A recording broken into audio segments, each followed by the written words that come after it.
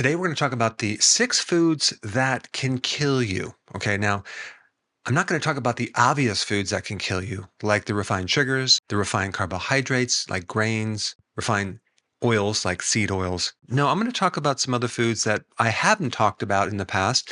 And I think you're going to find this quite interesting. So, the first food that can kill you is basically consuming a puffer fish. It's a Japanese delicacy called fugu. Now, these Japanese chefs have to go through special training to have a special license to be able to cook this food correctly because the lethal dose is so tiny. It's like a drop of a pinhead that can actually kill 30 people. And if you don't prepare this correctly, this toxic chemical called tetrodotoxin, which is a neurotoxin that will paralyze your lungs, accumulates in the ovaries, the intestines, and the liver of a pufferfish. And it's 1,200 times more lethal than cyanide. So be careful the next time you consume pufferfish. All right, number 2, the death cap mushroom. Now, there are a number of deadly mushrooms out there, but death cap is number 1. In fact, 90% of all deaths from mushrooms come from this death cap. And this can happen either consuming it raw or cooked. And the most deadly toxin of several of the toxins in this mushroom is called alpha amanitin.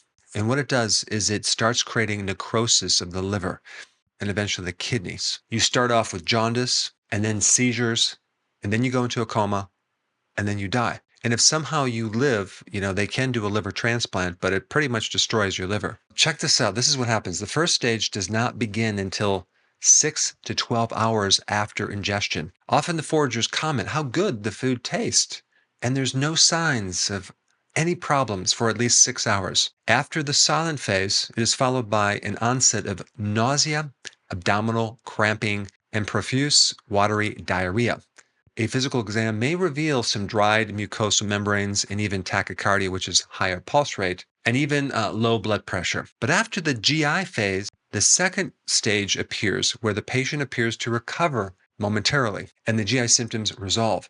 But ongoing liver damage continues. This stage may last 2 to 3 days and is characterized by higher liver enzymes, higher bilirubin, and liver swelling.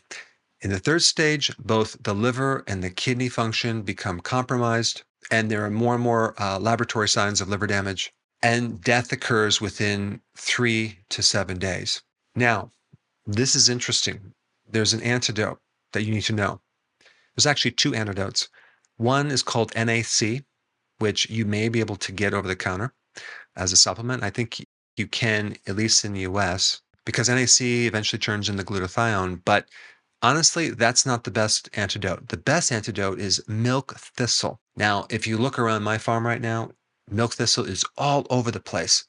It has these purple flowers, pricker bushes, and this little white look like parachute type things at the top with these little seeds. There's something in the seeds that are the antidote. And there's a certain doctor, which I'm going to put the link down below, who developed what's called the Santa Cruz protocol, in which he injects people with the extract from milk thistle to help protect the liver. And so if you're out and about somewhere and you just have this urge to consume a mushroom and you find out it's the wrong one, you better find some milk thistle really quick and start chewing on the seeds immediately. Okay, number 3, the Korean baby octopus. Now, the Korean baby octopus has these tentacles, and certain people that eat these sometimes get them prepared. They're still writhing around like they're still alive. Well, the suction pads can still work, maintaining suction. Even if you start chewing them, they can actually get stuck to the roof of your mouth and even in your throat. So basically you choke and you die because you can't breathe anymore. So again, if you have the temptation to consume Korean baby octopus, take this into consideration. The next food I'm going to talk about is the green potatoes. If you happen to see a potato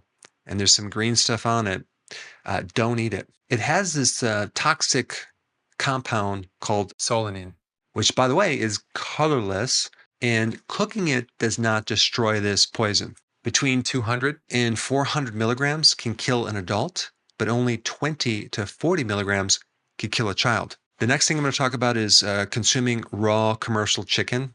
Like, let's say you buy some chicken breast, bring them home, You have to be careful because there's a higher level of this Campylobacter bacteria as well as salmonella many times in this chicken. And so if you're picking up the chicken and even washing it, some of the residue, some of the bacteria can get on your hands or the cutting board, and you can get very sick and you could even die from the salmonella poisoning. In fact, there's over 450 deaths per year of salmonella poisoning. Initially, you might get abdominal cramping, diarrhea, nausea, but some people don't survive. Depends on their immune system. Now, I do want to make note of these two microbes that could be in our body, okay, at any one time.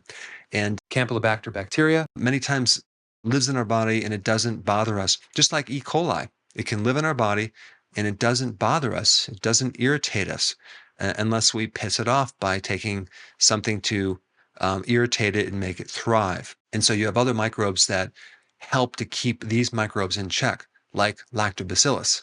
This is why there's so many side effects from having antibiotics and also consuming animals that have been fed antibiotics.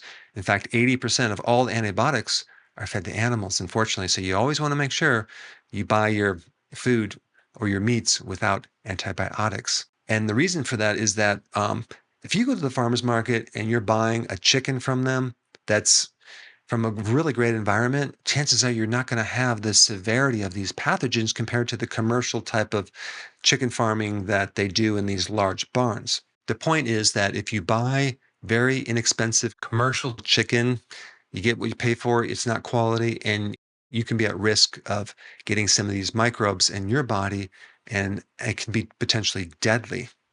So if you happen to consume that, you better make sure that you thoroughly wash your hands and keep things very, very sterilized and also keep things very, very cooked. Don't eat raw chicken. And the last thing I want to talk about is things with cyanide in them. You have the pits or the seeds of apples, of peaches, of pears, apricot pits, bitter almonds, and even cassava has cyanide. And so chances are you're probably not going to die if you consume some of these things, but if you're chronically consuming them, it can build up and it could create a problem.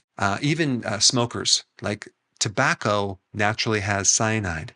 So if you're a chronic smoker, right, you're constantly getting this cyanide and it starts to shut down the mitochondria, the energy factory of the body. And a couple little symptoms that could occur when you're consuming a bit of or being exposed to cyanide on a chronic basis or the smoking is visual problems, hearing loss, poor muscle contraction. But there is an antidote. Methylene blue is something they use in emergency rooms to counter both cyanide poisoning as well as carbon monoxide poisoning, because methylene blue cleans up some of these electrons that are escaping from the mitochondria. And so it's like a sponge and allows the oxygen to work better in the mitochondria. Now, because of the censoring and the suppressing of the algorithms on YouTube, it's becoming more difficult to find my content. And there's a lot of content that I cannot put on YouTube, unfortunately. So to make sure you have full access of all my information, go to drberg.com and subscribe to my newsletter by clicking the link down below in the description. I will see you on the other side.